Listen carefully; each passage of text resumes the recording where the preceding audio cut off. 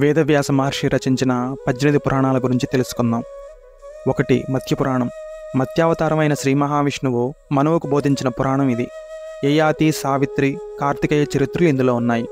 అంతేకాక వారణాసి, ప్రయాగ మొదలైన పుణ్యక్షేత్రాల వివరణ ఇందులో ఉంటుంది. 2. మార్కండేయ పురాణం. ఇది మార్కండేయ ఋషి చెప్పినది కనుక దీనికి ఈ పేరు వచ్చింది. శివుడు, విష్ణువు, ఇంద్రుడు, అగ్నిదేవుడు, సూర్యుల మహత్తు గురించి ఇందులో వివరించారు. 3. భాగవత పురాణం. దీన్ని తెలుగులోకి పోతన కవి అనువదించారు కనుక తెలుగు ప్రజలకు ఇది చిరపరిచితమైన పురాణమే. ఇందులో మహావిష్ణు అవతారాల గురించి, శ్రీకృష్ణుని లీలల గురించి వివరించారు. తెలుగులో ఇది మొత్తం 12 స్కందాల గ్రంథం.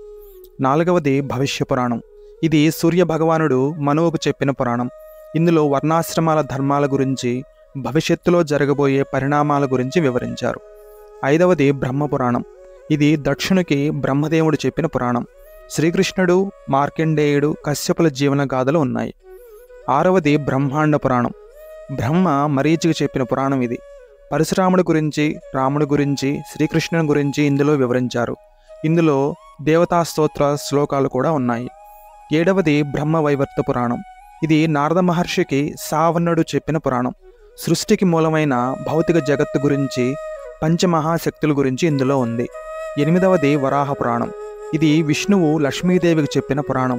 పార్వతీ పరమేశ్వర చరిత్ర, ధర్మశాస్త్ర శ్లోకాలు, వ్రత విధానాలు ఇందులో ఉన్నాయి. 9. వామన పురాణం. నారదునికి పులస్త్య ఋషి వివరించిన పురాణం ఇది. శివపార్వతుల కళ్యాణం, కార్తికేయ గాథ, భూగోళ వర్ణన, ఋతువర్ణన ఇందులో ఉన్నాయి. ఆర్యభట్టు లాంటి ఖగోళ శాస్త్రవేత్తలు ఈ పురాణాన్ని శ్రద్ధగా చదివినట్లు ఆధారాలున్నాయి. 10. వాయుపురాణం. ఇది వాయుదేవుడు ఉపదేశించిన పురాణం. ఇందులో శివమహత్యంతో పాటు భూగోళ వర్ణన, సౌరమండల వ్యవస్థ వర్ణన కూడా ఉండి మన ప్రాచీన ఖగోళ శాస్త్రవేత్తలు ఈ పురాణాన్ని కూడా అధ్యయనం చేశారు. 11. విష్ణు పురాణం. ఇది మైత్రేయునికి పరాశర మహర్షి ఉపదేశించిన పురాణం. విష్ణు, శ్రీకృష్ణ, ధ్రువ, ప్రహ్లాద, భరతుల గురించి విపులంగా వివరించారు. 12. నారద పురాణం. ఇది నారదుడు 4 బ్రహ్మ మానస పుత్రులకు చెప్పిన పురాణం. ఇందులో వ్రతాల గురించి, వేదాంగాల గురించి కూడా వివరించారు. వివిధ పుణ్యక్షేత్రాల వర్ణన ఇందులో ఉంది. 13. అగ్ని పురాణం. ఇది అగ్నిదేవుడు ప్రవచించిన పురాణం. వైద్యం, వ్యాకరణం, ఛందస్సు, భూగోళ శాస్త్రం, జ్యోతిష్యం గురించి ఇందులో ఉన్నాయి. 14. స్కాంద పురాణం. ఇది స్కందుడు చెప్పిన పురాణం. ఇందులో అనేక వ్రతాల గురించి, శివమహత్యం గురించి, ఇంకా వివిధ పుణ్యక్షేత్రాల గురించి వివరించారు. 15. గరుడ పురాణం. ఇది తన వాహనమైన గరుడునికి శ్రీ మహావిష్ణువు ఉపదేశించిన పురాణం. గరుడిని జన్మ వృత్తాంతంతో పాటు స్వర్గలోకం గురించి, నరకలోకం గురించి, విష్ణు ఉపాసన గురించి ఇందులో వివరించారు. 16. లింగ పురాణం. ఇందులో శివుని ఉపదేశాలు, ఇతర వ్రతాలు, ఖగోళ శాస్త్రం, జ్యోతిష్య శాస్త్రం మొదలైన వాటి గురించి వివరించారు.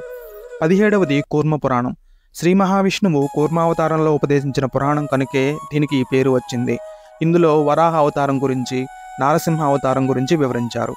భూగోళం గురించి కూడా వివరించారు. చివరిదైన 18వ పురాణం పద్మ పురాణం. పురాణాలలో కల్లా ఇది పెద్దది. ఇందులో బ్రహ్మ చేసిన సృష్టి గురించి, గంగా మహత్యం గురించి, గాయత్రి చరిత్రం గురించి, గీత గురించి, పూజా విధానం గురించి వివరంగా వర్ణించారు. జై శ్రీరామ్.